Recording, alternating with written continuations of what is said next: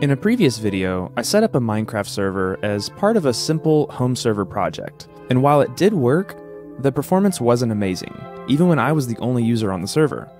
I got some good recommendations in the comments on what I could do differently, and while I could try this out on something newer, I really enjoy finding good uses for old PC hardware. So today, I'm going to try and run a Minecraft server on a 12-year-old PC that I found in the trash. Stick around to see how it turns out.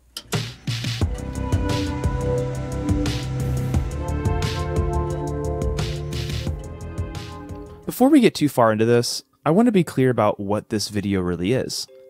I mostly made this to be a fun experiment to see if a Minecraft server could even run on old hardware, and if so, what the experience would be like. I don't necessarily intend for this to be a full-on tutorial, but you can follow along if you're interested in building something similar. I'll try my best to clearly explain the entire process as we go.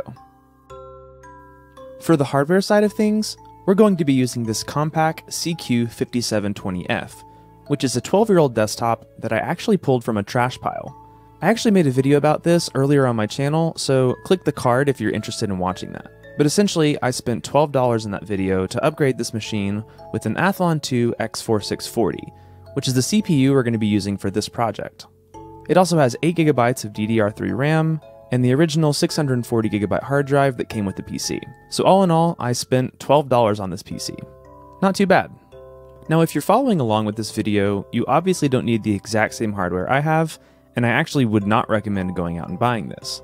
You can try following along with pretty much any PC you might have, just know that your mileage may vary.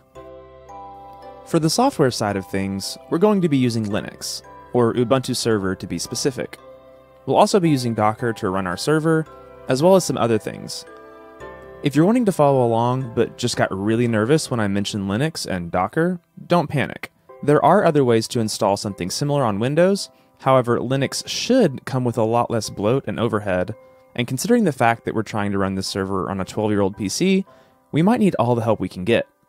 So if you're new to Linux and or Docker, but you're feeling a little bit adventurous and also have some old PC components lying around, I'd encourage you to give it a shot. It might be fun, and you'll probably learn something. I do want to point out that I am not an expert when it comes to Linux, or networking, or servers, or really anything that I'm about to talk about. I mostly just do this for fun, and I'm bound to make a mistake. If I do, and someone points it out, I'll make sure to put a correction either in the description or a pinned comment. To make this server work, we have a few things we need to do. First, we need to install our operating system, and then get Docker up and running. If you're unfamiliar with Docker, it's essentially just a way of running applications that have sort of been bundled up into what are called containers. And while it can seem overcomplicated, especially when you're new to it, it actually makes installing complex services like our Minecraft server really easy. After we have Docker installed, it will only take a couple minutes to get our Minecraft server up and running, but we'll only be able to access it on our local network. To solve this, we're going to use a dynamic DNS service called DuckDNS to create a custom subdomain that points to our home IP address. Then we'll set up port forwarding so that requests to our IP address get forwarded to our server. This will be a lot easier to explain when we actually get there, so let's just go ahead and get started with the install. So the first thing we're going to do is just Google Ubuntu Server, and then if we head to their download, we can accept all and visit. And then once at their website, you can look for this option 2 manual server installation. And we want to download the Ubuntu Server 20.04.4 LTS or long-term support version. While that's downloading, we can also Google Rufus, and then go to this website and download this as well. Okay, now that we have these downloaded, we can go into our downloads folder and open up Rufus. And Rufus is going to be used to flash our Ubuntu image here onto a flash drive so that we can use that to install Ubuntu Server on our machine. Before we can do that though, I need to plug a device in. So I'll just plug a flash drive into my computer. And then after that, it should show up here under device. Okay, great. So now I have my flash drive here. And then under boot selection, we want disk or ISO image, and then we can hit select. And then if we head to our downloads folder, we should be able to find our Ubuntu Server image here. We can select that. And then the rest of the settings here can just be left as default, and we can hit start, hit OK here, hit yes, because this will delete everything off this flash drive, but we're okay with that. And then we'll let this run for a few minutes until it's finished. All right, now that it's done, we can eject that flash drive. and we'll unplug it from our Windows machine and plug it into our soon-to-be Minecraft server. With our flash drive plugged in, we can go ahead and turn on our server. If you don't already have an operating system installed, it should go ahead and boot into the Ubuntu server installer. If not though, you might have to spam a specific hotkey when you first boot up your system to get to the boot menu. For me, this was escape. Once in the boot menu, you can scroll down until you find your flash drive and then hit enter. After a few minutes of text readouts on the screen, you should land on this page here. So I'm going to select my language English, and I have a US keyboard, so I can just hit enter for done. And then this page is where we're going to set up our network. We're going to leave everything as DHCP like it is, and you're going to want to go ahead and write down the IP address that's listed where it says DHCP v4. For me, this is 192.168.1.138. So write that down somewhere so you don't forget. But from here, we should just be able to click done. Under proxy address, we'll skip that. We'll hit done. For mirror address, we'll do the same thing. We'll just skip. And then here's where we can configure the storage for our server. And I'm just going to use the entire hard drive that we have, so I can leave it on this use an entire disk setting. But I am going to go down to where it says set up this disk as an LVM group, and I'm going to deselect this. That's because I had a few issues when trying to install this with an LVM group. If it works for you, great. If not, maybe try deselecting this option. But then we can scroll down to where it says done, hit enter again. And this is just a summary of our install, so we should be able to hit done. And then we have a warning here to make sure we know we're going to delete everything on our drive, and we want to do that, so we're going to hit continue. Here, we're going to set up our user account, so I'm going to type in my name, Haven. And my server's name, I'm just going to call this PaperMC. And then username is going to be Haven. And then for password, pick a secure password. I'm just going to use a very simple one for this tutorial, but pick a better password than that. And then now we can hit enter for done. We can hit enter again to skip this Ubuntu Advantage token. Now here we want to hit spacebar to select that we want to install OpenSSH server. That's going to make it really easy to access our server via SSH, which we want to do. We can skip the rest of these settings though, and then hit enter for done. Here, Ubuntu server lets us install different services, and the one that we actually do want to check is this Docker. So we can scroll down to this, hit spacebar, because we will be using Docker to install basically everything on our Minecraft server. But we should be able to skip the rest, so we can just scroll down and hit done. And we'll just let this run for a while because it will take a few minutes to install, but we'll come back when it's done. Alright, so after a few minutes, it says install complete, and we should be ready to go. So we can scroll down to where it says reboot now, and hit enter. And then it will tell us to go ahead and remove our flash drive, so we'll pull that out, and then press enter. And then this should reboot back into Ubuntu server, and we should be ready to get things up and running. After a few minutes, our server should boot back up, and at this point we actually don't need a monitor on our server anymore, and we can head back over to our Windows machine. So back over in Windows, we can hit the Windows key and open up PowerShell. And from here, we should be able to type in SSH, and then the user on our server, so for me that's Haven, and then that IP address I told you to remember, 192.168.1.138 for me. And if I hit enter, it didn't work because I used commas. All right, if we type in SSH Haven at 192.168.1.138, not using commas, using periods, hit enter, it should work, and we should get this message here, and we can type in yes because we do trust this machine. Now we can type in our super secure password, and we should be SSH'd into our Minecraft server. But I'm actually going to switch over to a software called Putty that I prefer to use, or this is actually Solar Putty that I'm logged into it right now. So I'm going to be using this, but you can use whatever SSH client you'd like to use. All right, the first thing we're going to do is run sudo apt get update, type in our password. And what this is going to do is this is going to check all of the repositories to make sure that we have all of the most up-to-date software. And then if we want to be safe, we can type in sudo or sudo, it doesn't matter, apt get upgrade. Hit Y for yes. And this will actually update any software that is out of date. Once that's done, I'm going to type in clear just to clean up our console. And we want to check a few things. The first thing we want to check is that Docker is actually running properly, so we can type in Docker version. So that means Docker is properly installed. Now if we try Docker ps, okay, yeah, so this is an issue. We're going to be using Docker a lot here, and it's going to really suck if we have to keep typing in sudo or sudo every time we run a Docker command. So we need to add our Haven user, or whatever your user is, to the Docker group so that they can run Docker commands without having to use the sudo or sudo command every time. So we want to add our user to a Docker group so that it can properly use Docker. So let's do sudo group add Docker to create our Docker group if it doesn't exist. And then now we can run sudo gpasswd, then -a, then our user Haven, and then our group Docker, and hit enter. And now if we type Docker ps, oh, it's still not going to work, but if we exit out of our SSH client and then rejoin and try the same thing, it still doesn't work. Okay, so I actually had to restart the server for some reason, which was pretty easy. You can just hit the power button to restart it, or you could actually type in sudo reboot and then hit enter, and that would reboot the server for you. So now we can type in Docker ps, and this will list all of our containers, which we don't have any, and we don't get that warning that we don't have permissions. So that is good. So you might be asking, what is Docker and why are we using it? Well, Docker lets us run containerized applications, which basically means we can run our Minecraft server as this little self-contained container. I'm not going to go into way too much of what Docker is, but it's going to make this really easy to set up our Minecraft server, as well as other services that we might need.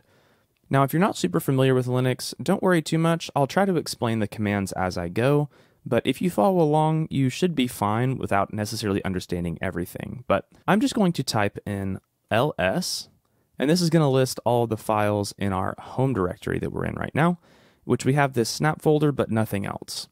We want to make a config folder for our Minecraft server, and so to do that, we can type in mkdir for make directory, and then we're going to call this mc docker. Hit enter. And then now if we hit ls again, we should see we have this mc docker folder. And so we'll use that here in a bit, but that's where all of our configuration for our Minecraft server is going to live. Next, we're going to go ahead and open up a web browser, and we're going to Google paper Minecraft Docker. And then right here, marktv/Minecraft PaperMC Server. We want to find this on Docker Hub. I'll leave a link to the description to get here as well. Now, what we want to do here is we'll copy this command, and then we'll open up a text edit window or a notepad window, and we're going to paste this command here. Now, this is going to be our Docker run command, but we're going to make a few tweaks. So first of all, we're going to get rid of this remove or this rm command. We'll leave name MC server. That's great. Under this here where it says memory size, I have 8 gigs of RAM and I want to allocate 6 of it to our server because we're not really doing anything else with our machine. So I'm going to do 6 gigs. Right here where it says -v, we want to select all of this up to this colon, delete it, and then we're going to type /home, then / our username Haven, and then /mc-docker. Now this is actually the location of the directory. If we go back to our SSH and we type in cd, so that means change directory to /home/haven, you'll see that puts us back in our home folder we were in. And if we hit ls, we can see our MC Docker folder. And so this right here is the path to that config folder we made. And that's going to bind it to a config folder within our container. So when we make changes to our config in this folder, our container can see that. Now we're going to add a few more things here. So first of all, we're going to add what's called a restart policy. So we can type in 2 dashes, restart equals, and then we're going to write unless -stopped. What this means is that if our server accidentally crashes or when we reboot the machine, it'll automatically start up unless we manually stop it. I also want to add in this -d. Oh, I forgot to put these backslashes here. That'll mess up our command. So you want to have a backslash after each line. But I want to do a -d, and then I also want to do a -it. Don't worry about what these mean. To be honest, I don't entirely understand, but it will help us manage our server later on. And then last down here where it says latest, we're just going to replace this with 1.18. And if we go back to this Docker Hub page here, we can go up to tags, and you can see the different releases of this, and we're going to use this 1.18 tag rather than latest, because if we use latest and our server restarts and there's a new image up, it might pull a different version of the Paper Minecraft server, and we just want to leave it on this 1.18, that way it's consistent. All right, so this command should be good to go, so we can copy this whole thing. So Command C, head back into our SSH, and we're going to right click to paste it, and then hit enter, and we're going to hope for the best. We should get this unable to find image locally, which means it's going to download it from Docker Hub. And then here in a second, we should have a working Minecraft server. All right, so after that's done, we can type in docker logs and the name of our Docker container, which is MC Server. And if we hit enter, we should see all of this info coming from our log, and everything looks good. So now we can actually open up Minecraft. And now because our server is running 1.18.1 and not the most recent version, which at the time of this video is 1.18.2, we will have to do a custom install. So you can go up here to installations, and then you could create a new install using the version we need, which is 1.18.1, but I already have that set up. It's set up here as server, so we can go to play. Okay, and so now we have Minecraft open as well as our SSH terminal over here. So we can go to multiplayer, add server, and I'm going to call this local Minecraft, and we're just going to put in 192.168. Whatever it is for you. For me, it's 1.138, and I'm going to hit done. And if all goes well, we should have this right here. So if I open up our server,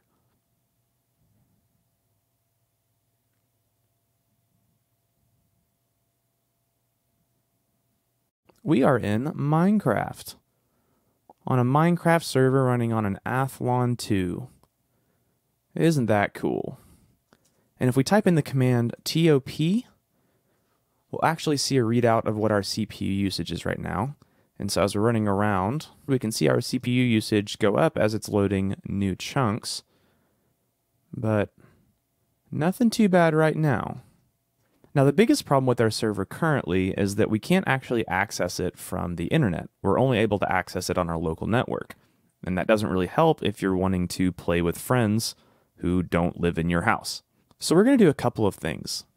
First of all, if we go back to our browser, we need to figure out what our router is so we can set up some port forwarding and also reserve an address with DHCP. So I know that my router address is 192.168.1.1, but you'll have to figure out what yours is.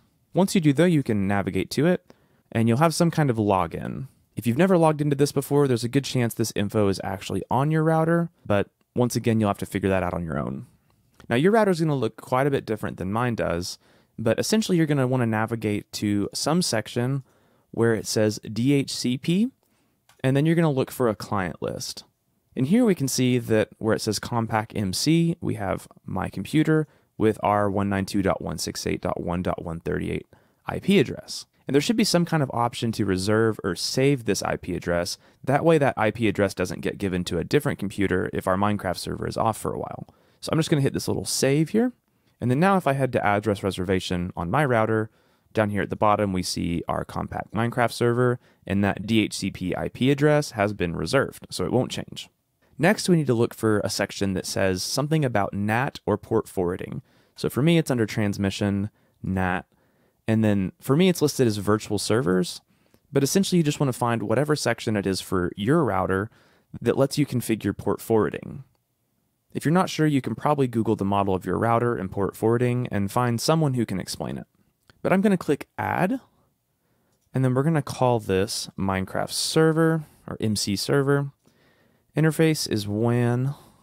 External port should be 25565.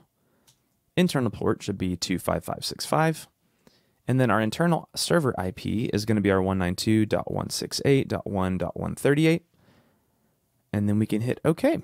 So now if anyone goes to our IP address on port 25565, that should get forwarded to our Minecraft server. But we have a big issue that no one really knows what our IP address is. And if you're like most people where you have a dynamically assigned IP, your home IP address could change every now and then. So to fix this, we're going to head to a website called duckdns.org, and create an account. Now, once you're signed in, you should land on a page that looks something like this.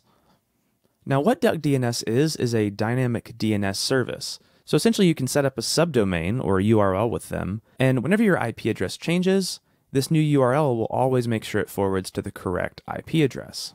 So first, we're going to set up a subdomain. So here, I'm just going to type in testmc, and we'll hit add domain. Okay, domain is already taken.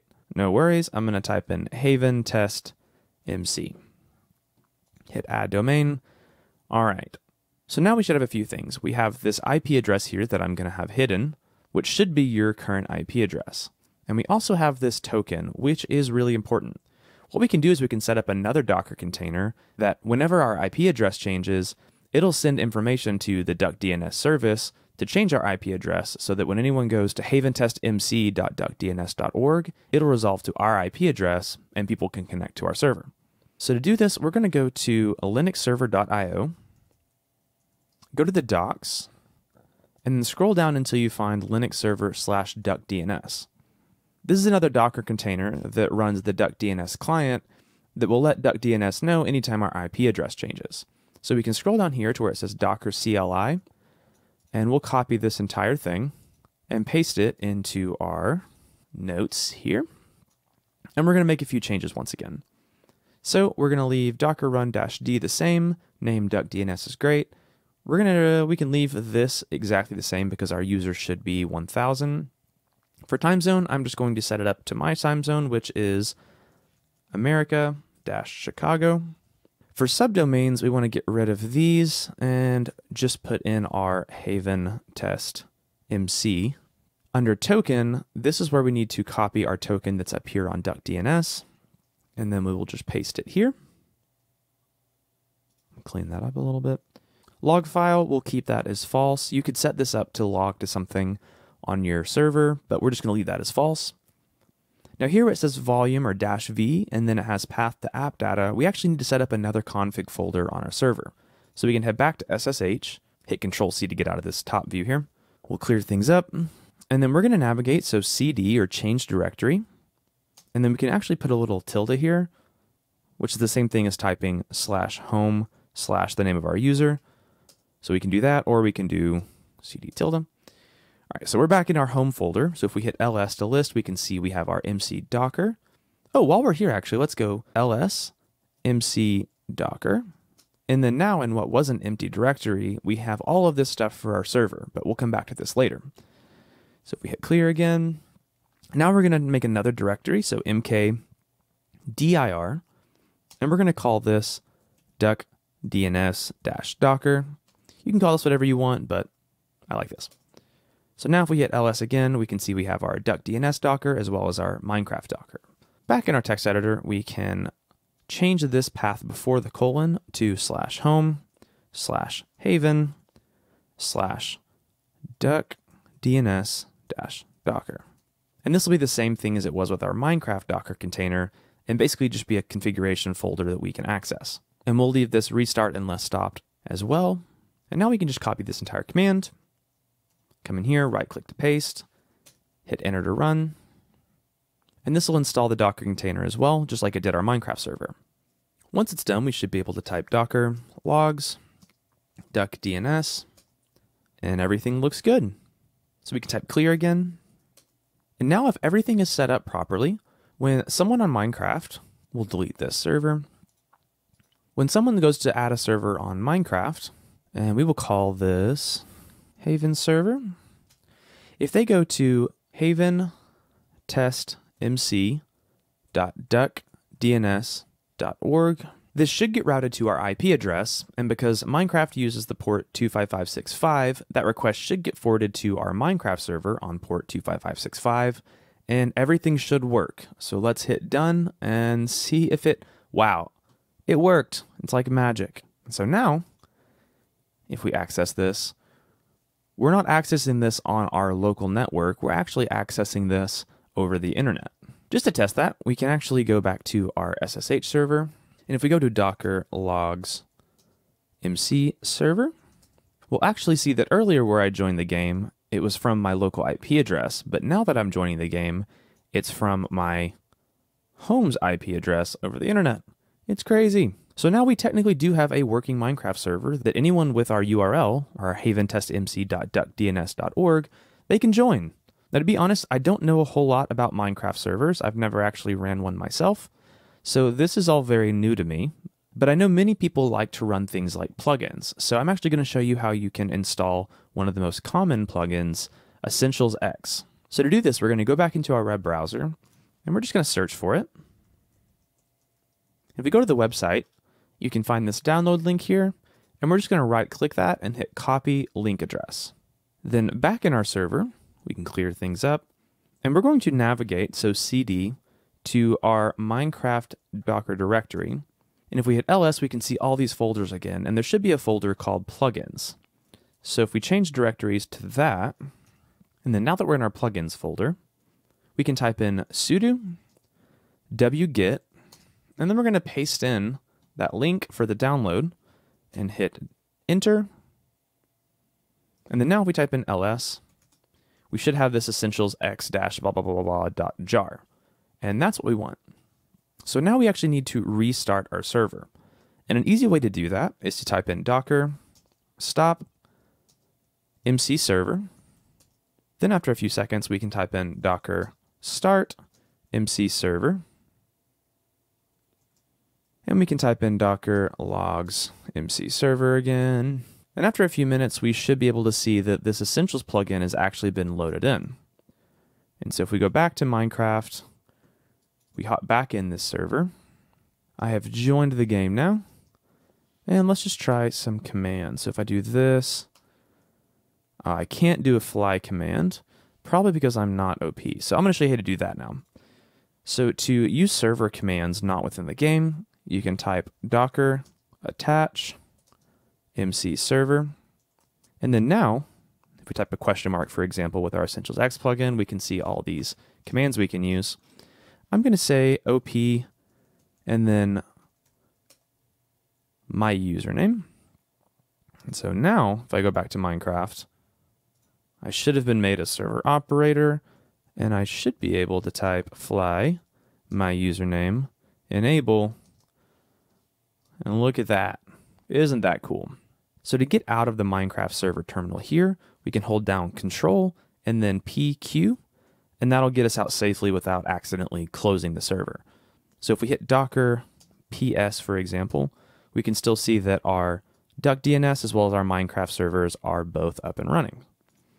So anytime you want to use server commands, you can just hit docker attach MC server, and then now you should have the ability to use any of these commands that I don't completely understand, because like I said, I've never run a Minecraft server, but you have all of these here you can use, or I guess if you are an OP, you can use them from in the game.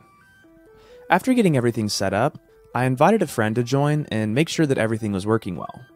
With just the two of us, things were going really smoothly. So. Are you ready for a small stress test? Sure, yeah. What does that look like? Oh god. When quickly flying around the world, it was obvious that the server was taking a while to render a lot of chunks all at once, and it was even possible to fly past what had been rendered. This could potentially be fixed by adjusting some of the settings for PaperMC, but I didn't dive way too into that. It wasn't really a problem when we were on the ground like normal. My friend even made a comment that the server was a bit more responsive than a realm that he and a few friends actually pay for, which I found surprising. After testing with just the two of us, I opened up the server to the Hardware Haven Discord server. We never had a ton of people online all at once. I think the max was 4, maybe 5, but no one really experienced too many issues at that. One person that lives halfway across the world had some latency issues, but we mostly fixed that by changing the network compression threshold to 64 from the default, which I think is 256. And we changed that in the Minecraft server properties. Overall, I think that this could work pretty well if you're just wanting to create a simple server for you and a few friends to play on. Now, I should point out the issue of power consumption here. My setup was pulling around 55 watts while just running the server idly. It spiked up more when players were online and chunks were being loaded. With where I live, this means I would probably be paying at least $50 to $60 a year more on my electricity bill if I ran this server 24/7. But realistically, I would find a way to only run the server at certain times when I knew it was possible that I or a friend wanted to be on.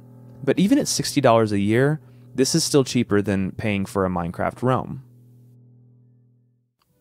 I know this video isn't perfect, and I'm sure many Minecraft server experts will have lots of ideas on how this could be done better. If so, I'd love to see your advice in the comments. And if you have a server running on old hardware, I'd love to hear about your setup and experience. If you liked this video and want to support the channel, I'd love it if you could hit that like button and maybe consider subscribing if you haven't already. And I don't always get lucky and find all of the hardware on this channel in the trash, so maybe consider taking a look at my Patreon if you'd like to support the channel that way. Know that all of the income from my Patreon will go directly to purchases for the channel. But that's all for now, so thanks for watching, stay curious, and I'll see you in the next one. Oh! No, God.